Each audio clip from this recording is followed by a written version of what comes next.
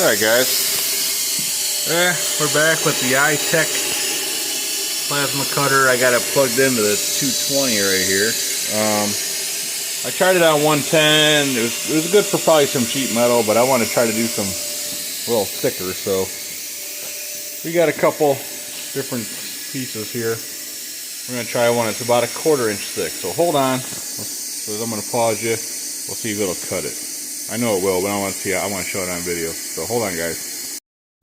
All right, guys. Hopefully the compressor doesn't turn on because it's really loud right here. And I just want to do a quick little demonstration, or just show you guys how it does. As you can tell, we do have a little bit of an air leak. The regulator leaks a little bit. I got to do something with that. So we're just going to try to trim off or cut a little bit of this. It does have a really long torch cord on it. So let's just cut off, we'll do a little cutting real quick.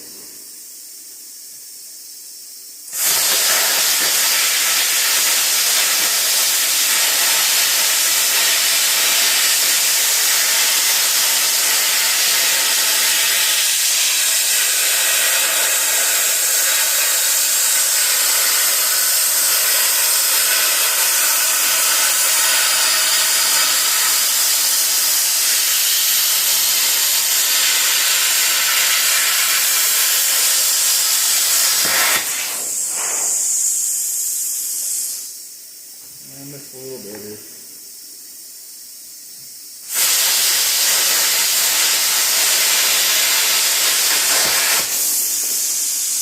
I went a little too fast. Got a little spot here, but I believe we got something here.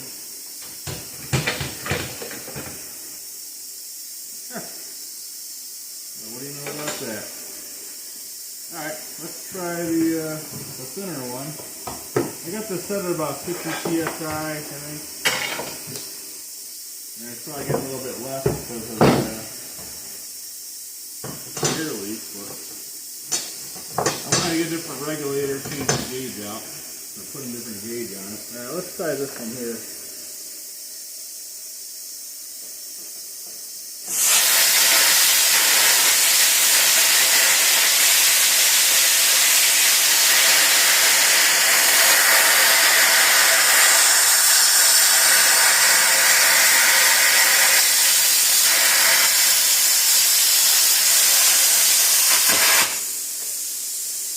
Yeah, that was a lot smoother because it was a lot thinner material. This is only probably, I don't know, a little less, probably 3/16. So that cut right out, no problem. So, this is about the thickest one I got. Let's see what I'll put that real quick. I really like it. It's just, it won't do too much with 110, so.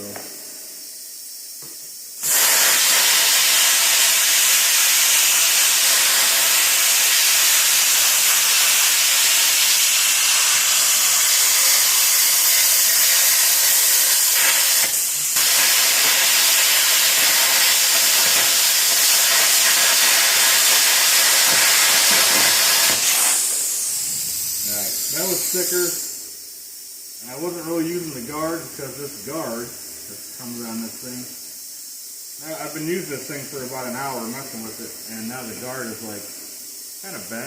I bought another, like a bunch of these, so got a few bugs to work out of it for what it is, for how much it costs. I think it's going to be very, very nice to have around for sure. Like I said, I'm going to have to do a little bit of stuff to it to make that air leak go away. I'll turn this off before it actually starts up. So, hold on guys, I'm going to pause you, get rid of this noise over here, and then we'll talk about this for 1 sec. Alright guys, we're back. Yeah, I think for what it costs, like right around 150 range, I think it's going to be great. I'm not going to really do too much cutting, probably much over 1/4 inch with this thing anyway. If I want to do that, I'll use my grinder. I got my torches if I had to use something for bigger, but it might even cut something a little bit thicker if the gauge, if it wasn't leaking so much air. Right now, I think the air range is 50 to 50 psi to about 80, and right now I got it at about 55-ish. I noticed with the thinner stuff, if you have the air pressure too high, it makes a lot more mess, like on top. So I turned it down a little bit. It seems to be doing well. I am going to try to cut some thicker stuff with the air pressure up and see how it does, but I want to get rid of all those air leaks first. And I want to put a regular PSI gauge on that regulator when I get one, because all the gauges, there's a gauge on the front that reads the pressure, and it's in some metric. I think it's kpg and MPa or something. I had to actually look it up on my phone to see what about 50 psi was. So right now it's set at about 50. And like I said, it works real well on 220.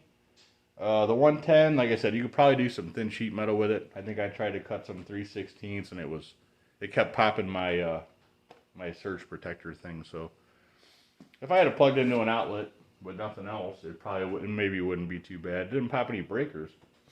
So anyways, I'm sure a lot of the ones on Amazon are about like the same thing. This one, I don't know if you noticed, it has on the trigger, it's got a guard that you have to flip out of the way, which is kind of weird with gloves on.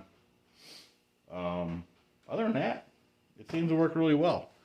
I think I'm going to use it quite a bit as long as it lasts. It does have a digital thing, goes like 50 amps. And that's only in 220. If it's got it plugged into 110, it goes about 30 something, 31 maybe. So, yeah. But anyway, it's just a quick little thing. Just wanted to show you guys that I've been messing with it for about an hour trying to... Of course, I had to try to fix some of those air leaks, and I didn't get them all. Apparently, it was still leaking, even though everything's tight and got pipe dope on it. Because it's all pipe thread, but we'll get it figured out. It's just your basic water separator, regulator thing you can get anywhere. Like Harbor Freight, I know, has them.